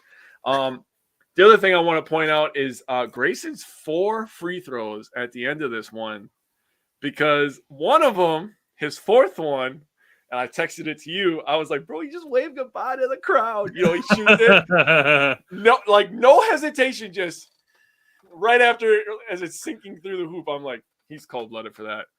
He is cold-blooded for that. And I understand the hate for Grayson around the league. And he definitely is one of those guys, like, if he's on your team, you love him. If he's not, you hate him, I guess. For me, I don't think it will be. He hasn't done anything ill will towards a Bucks player. And he hasn't done anything or said anything bad since he's been a Buck, in my opinion. I mean, honestly, I don't think he's really done anything like super egregious since he's been in the NBA. When he was in the summer league, people were all up on him, but it's because he went to Duke. You get that tag of Duke, people hate you instantly. It's kind of like that for the Packers. You get a tag of being a Green Bay Packer, people instantly hate you around the league. That's how it is. Sure. But I just loved seeing him wave goodbye to the crowd. That was fantastic for me. One of my storylines is going to be Marjan, and then I have something else I'm going to talk about, but I'm going to let you talk your 2 plays first. Well, for me, outside of Brook Lopez, it's the fundamental failures. Looking at it, only 3 missed free throws. Now I know, like, this is going to sound mean, but Giannis didn't play in this game. So the Bucks only missed 3 free throws. 17 second chance points is kind of a lot. And 18 points off turnovers is also kind of a lot. But that's a total of 38, which for a double overtime game to play 58 minutes instead of 48, it's not terrible. You can live with that. Yeah. So the thing that really stood out to me as far as Javon Carter is concerned, he had a career high of 36 points, is in the second half, Oklahoma City put Luguentz Dort on Javon Carter. That's a small forward guarding a point guard because he's scoring too much. And he's a good defender, too. Dort is a good defender. He's a very good defender. I would take him on the Bucks in a heartbeat. Oh, 100%. So Oklahoma City put Lou Dort on Javon Carter because he was scoring so much, and he still almost hit a game winner at the end of the fourth quarter. Dude, he was so close to hitting that buzzer, dude. Oh, I was like, ooh. That would have been nasty. You did mention the free throws, right? We did, and you mentioned Giannis with the free throws. Yeah. The area where we got hurt with Giannis missing is the fast break points. I mean, the first 2 games that we talked about, we really got hurt in the fast break points. We only had 7 fast break points. That's not a normal for the Bucks. They had 14, so we didn't get killed on it, but they got 7 more points from the fast break. And here's where we really got killed. And we only lost this by 10. We had 54 points in the paint. They had 64 points in the paint. There is. It should not be a secret that the Bucks are looking for a defensive-minded front court player. Yeah, I'll just say that. So 64 points in the paint, 14 fast break points. I'm just gonna go through the box score real quick here. We shot 50 of 106. They shot 50 of 111. That is a lot of fucking shot attempts we saw, bro. 217 shots we saw. 217. We were 17 of 36 on threes. They were 18 of 45. That's a lot of three-point attempts, which you can expect. 55 rebounds for both teams, 24 assists for the Thunder, 27 for the Bucks. MarJon had a really, really good game in this one. 19 points, 8 rebounds, no assists, but he had 2 steals, 7 of 13, 5 of 8 behind the arc, hitting some clutch threes. He played 30 minutes. He had a plus 14. So this was a very good MarJon game. And before we get into the next game, I just want everybody to know he is a fucking rookie. Yeah. So expect ups and downs. Okay. Yeah. You know, this is a good transition because let's go to the Bucks and the Spurs game.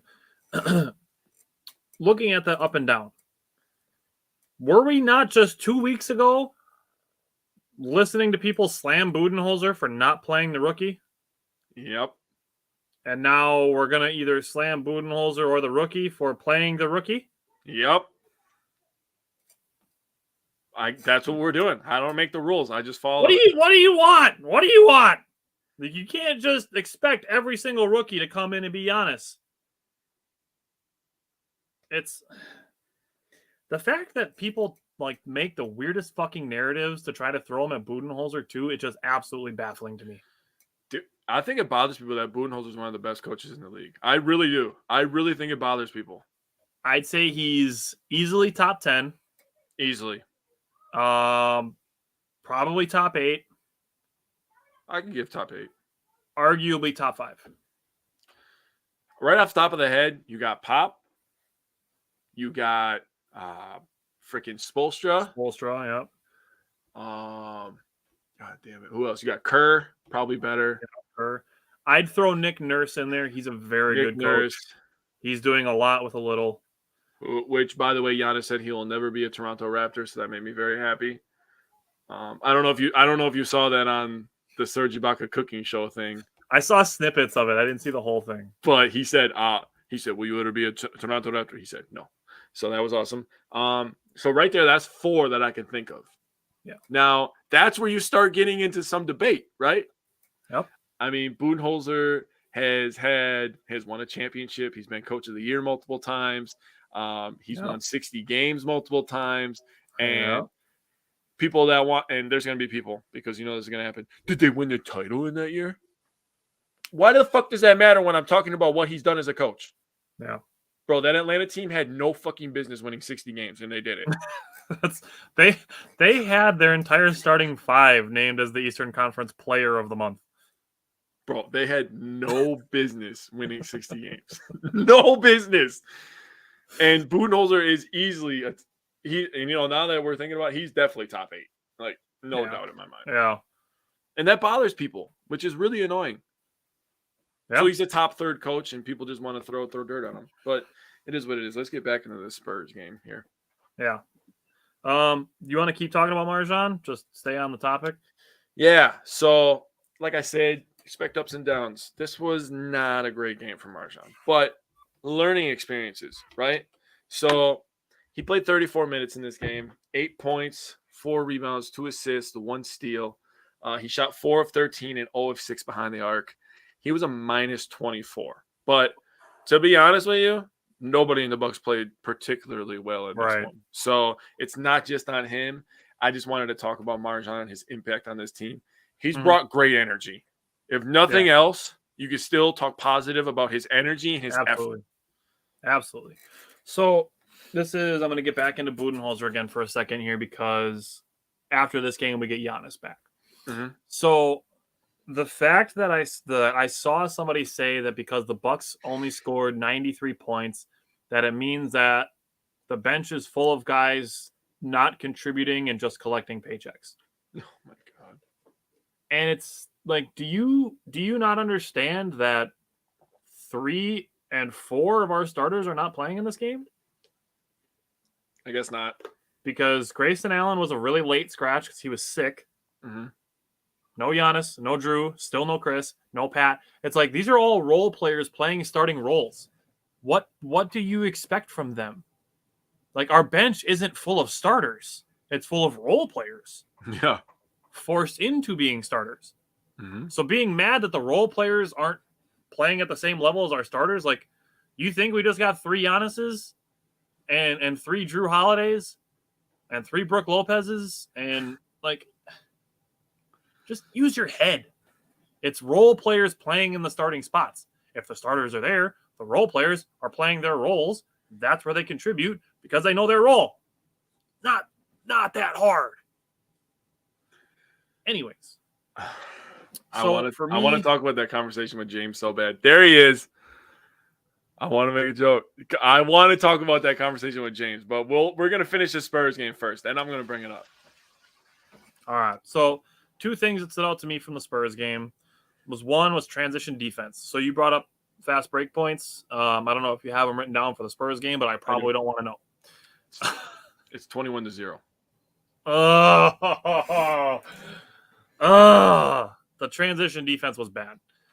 Late in this game, I saw a possession where there were 5 Milwaukee Bucks underneath the Bucks 3-point line and 2 Spurs past half court. Not what you want to see. Oh, that made me mad. Oh, I was pissed. Oh, I was not happy when I saw that. The other thing with this game, before I get to fundamental failures, is Bobby Portis has gotten off to a bit of a slow start. Mm-hmm. I'm going to preface this by saying I 100% expect him to get right because he's capable and he's Bobby Portis and we love him. He's shooting 44% on field goals and just 31% on threes. In the next month or so, I'd expect both of those numbers to go up by like 5 or 10%. So aside from that, Bobby Portis is still averaging 13.4 and 10.9 rebounds. Still averaging a double-double. He's just taking a few more shots to score some more points. So like I said, I expect his efficiency to go up. But for the Bucks in this game too, you brought up already the 21-0 on fast break points, which is just absolutely disgusting. Also 23 points off turnovers, which is very high. 17 second chance points, also high. Yeah. And only 6 missed free throws. I can live with that. I can live with that too. That's 46. They did not play well in this game. This was absolutely the worst the Bucks played all year. But I expected that with all the people out. Yeah. Honestly, I did. And you know, it is potentially a factor that they played a double overtime game 2 days before that. So I don't want to make excuses about it, but it's factors is what it is. So what's going on in your brain right now? Okay. I am going to break down the James conversation in a second with some questions. I'm going to ask you questions that I asked him, and I'm going to see how you answer to see if we're on the same page. Okay. First of all, I'm going to talk about my 2 plays that I thought really told the story of this game. One is a sequence. So my first one I'm going to talk about is Keldon Johnson. He was very good in this game. He did a very good job. He is good. He's only 23 years old. Yeah. The Spurs apparently now are just popping out young guards that are just really, really. That's why I wanted Johnny Davis to go there. but they're just popping out these young guards that apparently just get to the rim at will and just shoot 3-pointers. It's like, how do you just keep getting players? But he was really good at controlling the pace, I thought, and getting in the paint and finishing and kind of controlling the entire game. So I wanted to give him props. He had a couple and ones. My second one I want to talk about is in the second quarter, from the start of the second quarter to 6 minutes and 12 seconds left. We went 3 of 7 in that span. In that time, Keldon Johnson hit 2 threes, and he got fouled on a 3-pointer, which he made all 3 free throws. So that right there told me that, first of all, Keldon Johnson was on fucking fire and was controlling the goddamn game, and the Bucks had no answer for him. So when I was rewatching this game, because we were live when this game was going on, when I was rewatching this game and I saw him hit a 3, then get fouled, then hit another 3, I was like, oh, this boy is cooking us right now. It is what it is. You talked about the free throws. I can go through the box score. It's really ugly. We shot 32% on field goals, 27% on threes. They shot 50% and 38%. So that tells a story in itself. They had 50 rebounds to our 48. We both had 28 assists or 22 assists. I went over the fast break points. The points in the paint, they had 50 and we had 32. They whooped our ass. Point blank, period. So, really excited to get into this conversation. Who is a better defender? Marcus Smart or Drew Holiday? Just straight up. Who's a better defender?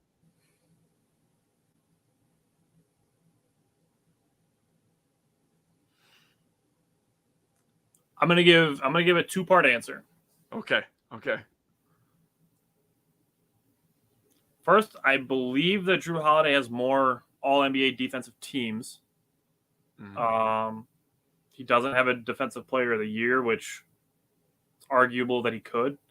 Mm-hmm. But if I'm being honest, it's even. It's even for me. It's a cop-out of an answer, but it's even for me. They're in the same tier. You think they're even? I think they're even. So the reason that I said that Drew is better is because you could put Drew on a taller defender. And you feel good about that because of his strength. So when we put him on a Kevin Durant, we understand the size disparity, right? Right. But he's strong enough to push him out and make him uncomfortable in situations.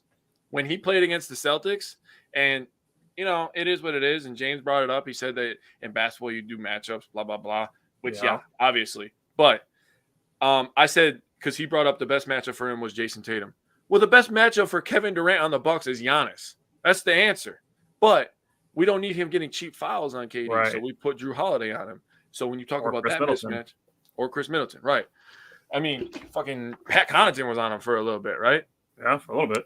So his first comment, he said, he brought up all the other point guards. He brought up Isaiah Thomas. He brought up Kyrie Irving. I forgot the other point guard he brought up, but he was pretty good. And he was like, and the first year that Marcus Smart starts at point guard, we go to the finals.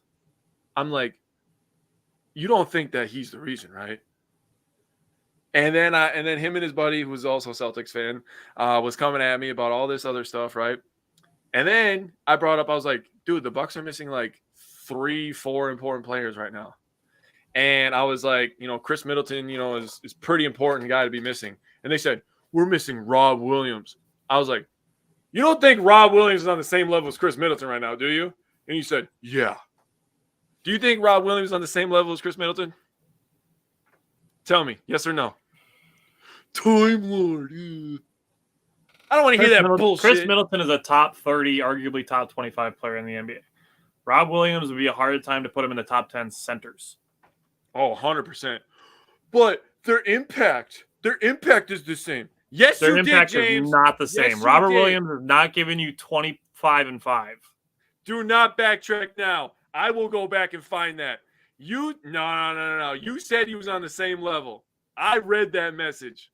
You said they're on the same level. And I said, dude, if you break it down, Chris Middleton is a good to sometimes elite defender. I won't lie. He's got much better on defense. Yeah. And then if you break down their offense, it's not even fucking close. Not even close. Yeah. He's a good pick and roll guy, and I said that in the chat. He's a very good pick and roll guy.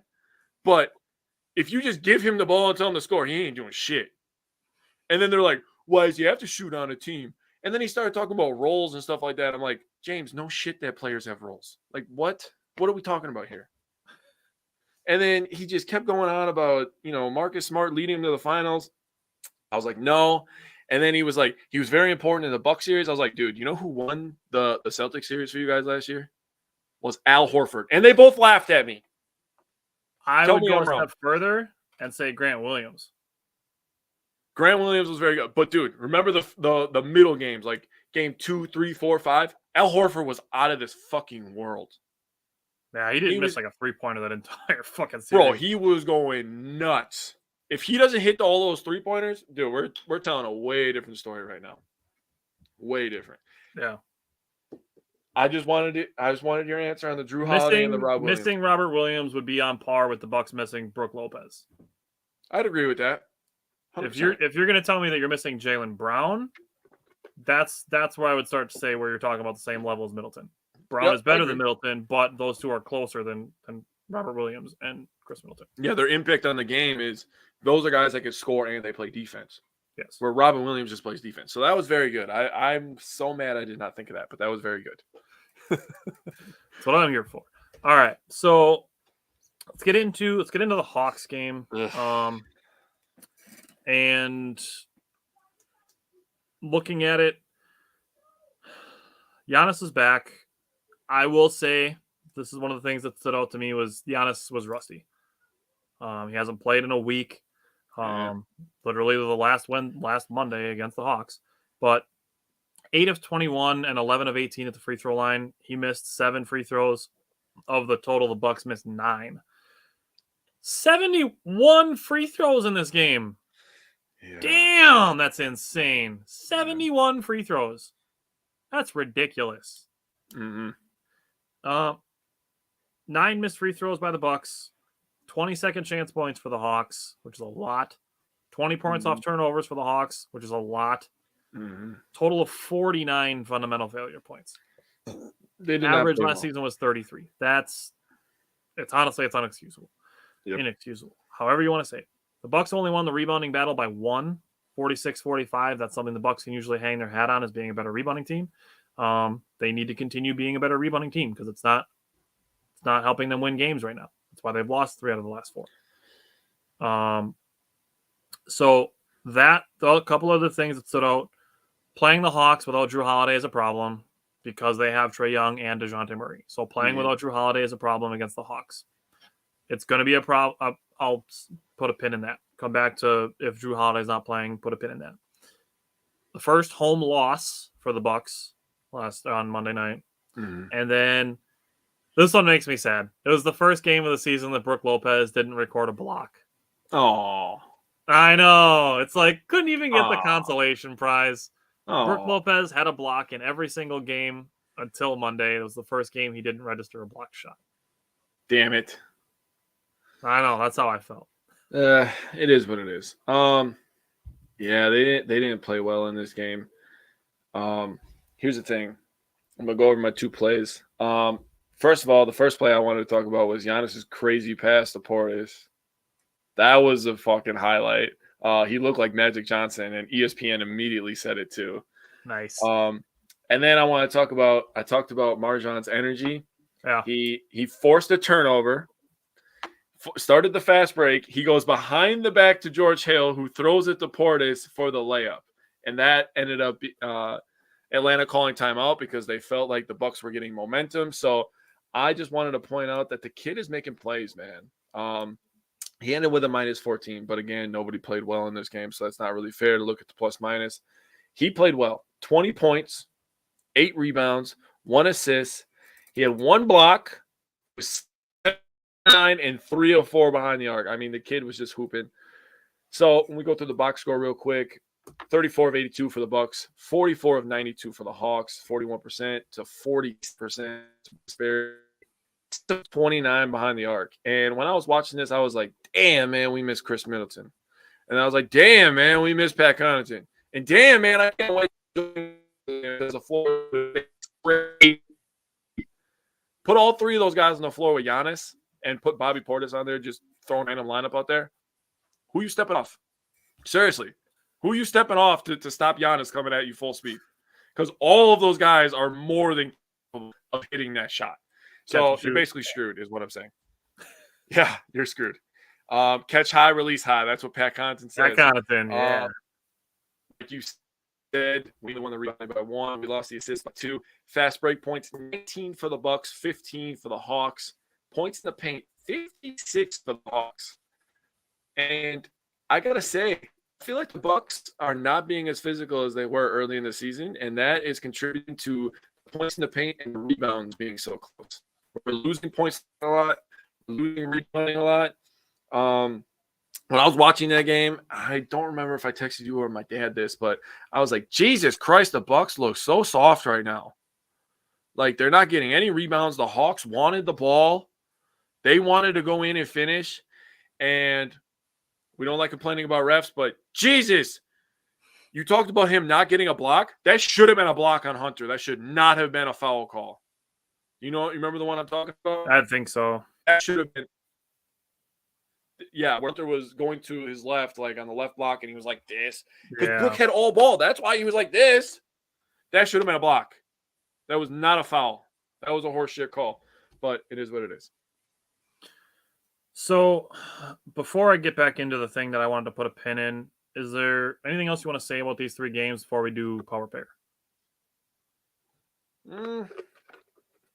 No, I think we'll be fine, honestly. Yeah. One thing I want to throw out there with the Hawks game is it was early in the game. Budenholzer called a timeout, and the Bucks went on a 10-0 run. So, Budenholzer does do good things in coaching. Just throwing that out there.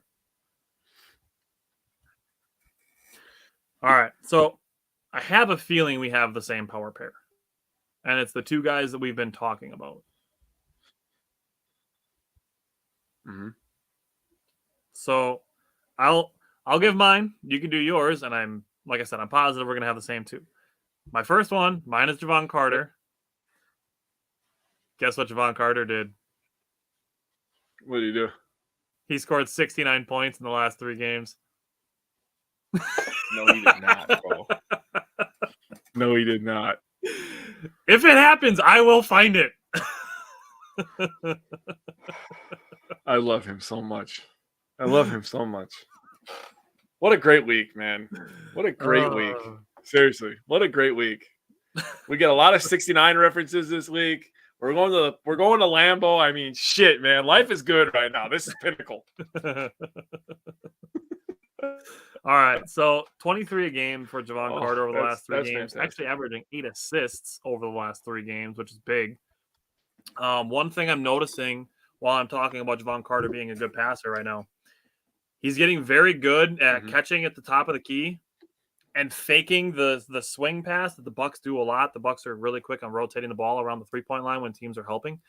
Javon Carter is getting very good at faking that pass, watching 2 defenders go towards the next guy, and having just an ocean of space to shoot a wide open 3. And then he's shooting them and making them. Javon Carter was 10 of 20 on threes in the last 3 games. 50% from 3. I will take that from any player that wants to shoot threes. 26 of 53 from the field, which is 49%, just about 50. And then 7 of 9 on free throws. All of those are good things. So very pleased with Javon Carter over the last 3 games. And I do think he's going to remain in the starting lineup when the Bucks get Chris Middleton back, which I will talk about in a second. So I don't really want to talk field goal percentage because I don't think it's fair to the kid because he had the really, really poor game. The Spurs, which really took his – it took down his 3-point percentage. But he hit 8 3-pointers this week in 3 games. So, I mean, if we just look at it that way – it's still good, though. Yeah, that's still good. 44%. I'll take that all day. Right. It's just he had such a monster game against the Spurs, in my opinion. I mean, 3 of 4 versus the Hawks is good, but the 5 of 8, I'm just like, whoa. I mean, yeah, you look at those 2 games, 8 of 12, that's 67%. That's fucking bonkers. Yeah, you're like, whoa, right? So he averaged 15 points, 6 rebounds, and 1 steal. I wanted to put the 1 steal in there because This is a guy that's going to be a two-way player. Yet another two-way player in Milwaukee. It's getting ridiculous at this point. I mean, Javon Carter, you can make an argument he's another two-way player. Yeah. Javon Carter, Champ. I mean, obviously we know our big three. I mean, Bobby Portis is becoming a two-way player with him with as much as he's competing on defense. If we get anything, if we get anything out of Pat Connaughton on a consistent basis, you can consider him a two-way player. He's more of a spot-up shooter. Ingles will be a two-way player. Oh, Joe Ingles definitely a two-way player. I mean, it's ridiculous the amount of two-way players the Bucks have. They're shooting the defense, and they're trying to get rid of a one-way player. Grayson Allen doesn't really like playing defense too much, but he does like to play offense. They're trying to get rid of an offensive player for a defensive player. So the Bucks defense, which is already elite, healthy, which is a scary, scary thought for all. To me, that says that the Bucks are like. That's all I got. Marjan, love it. Okay. So to me, it seems like the Bucks are like, all right, we know we're not scoring a lot, but we're also going to make it so that you can't score. Because if you can't score, it doesn't matter how many you score if you're only going to get to 85 or 90 points. Right? That's how it feels. Playoffs. Dude, the end of the season for the Bucks is going to be very interesting. Very interesting to see how this team comes together when Joe Ingles comes back. Mm-hmm. It's going to be awesome, I think. I'm really excited for Joe Ingles because you can already tell that he perfectly fits in with the culture and the chemistry of the team. So I'm so excited to see him get on the court. Speaking of getting on the court, Chris Middleton is practicing. Pat Connaughton is practicing. Chris Middleton is marked out for tonight. So is Wesley Matthews. Grayson Allen is doubtful for tonight against the Cavaliers, the first matchup, which I want to say something about. Drew Holiday and Pat Connaughton are questionable. If Drew Holiday does not play, and this is going to factor into my record prediction for the next 3 games, which I'm going to say 2-1. If Drew Holiday does not play tonight, I could see the Bucks struggling with Darius Garland, who just dropped 50 a couple nights ago, and Donovan Mitchell. If Drew Holiday plays, I could totally see this flipping to a win and the Bucks being 3-0 in the next week. But, that's to be determined. I guess it's going to be announced. Actually, it's probably going to be announced any minute if those guys are playing or not. But looking at it, they play the Cavs tonight. They play the 76ers on Friday. They play the Trailblazers on Monday.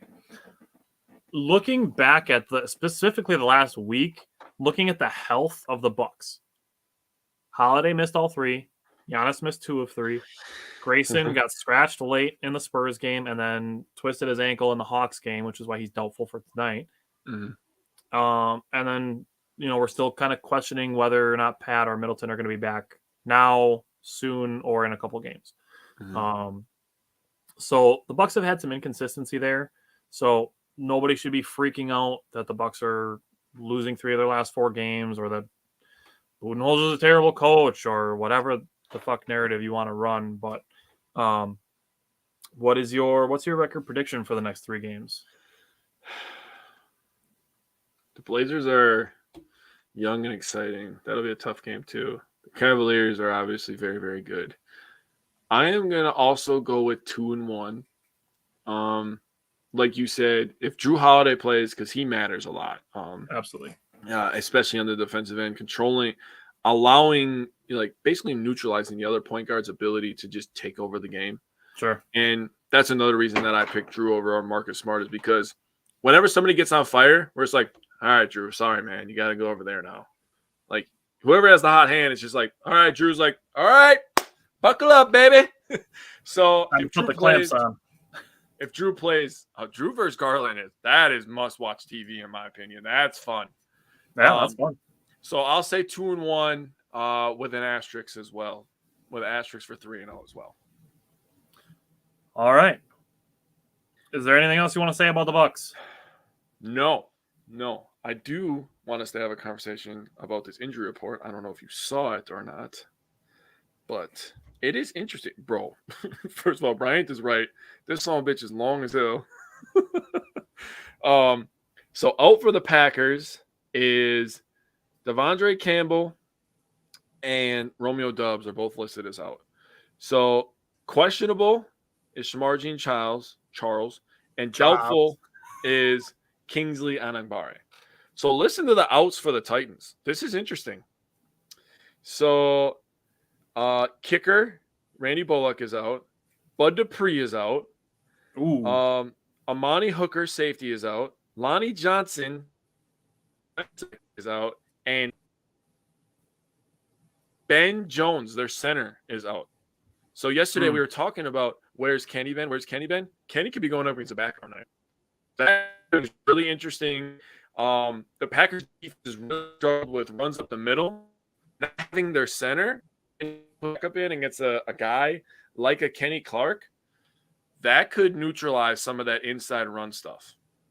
And that's really the reason I wanted to bring this up. Questionable. Well, did not participate in questionable is Jeffrey Simmons. I thought that was also interesting for the Titans because he did not participate in today's practice, but he's still questionable. He was he did not practice Monday. He was limited on Tuesday, and he did not participate today. So I was like, that makes things a little interesting. The moment is coming from inside the house. Oh, God, he is upstairs in my living room right now. This comment is coming from inside the house. Like a Wet Stranger Falls situations here. So I will see you in the next 2 minutes. I'll see you tomorrow. I will see you tomorrow, dude. You got everything ready for the game? We'll find out, I guess. I laid all my shit out, man. I have like all my headgear, my gloves. Do you need hand warmers or anything, bro? I think I have some, but okay. We'll see. Oh, dude, I'm jacked. This is gonna be awesome. Yeah, dude, I'm excited. Let's do this shit. Go Pack, guys go. being dudes. Bucks and 6. Yeah, we're definitely gonna be making some TikToks tomorrow. I'm intrigued of maybe going live on one of our phones just for like 5 minutes and being like, hey, check out Lambeau. We're inside Lambeau. Yeah. Like, let's do this thing. Wisco Fanatics is here.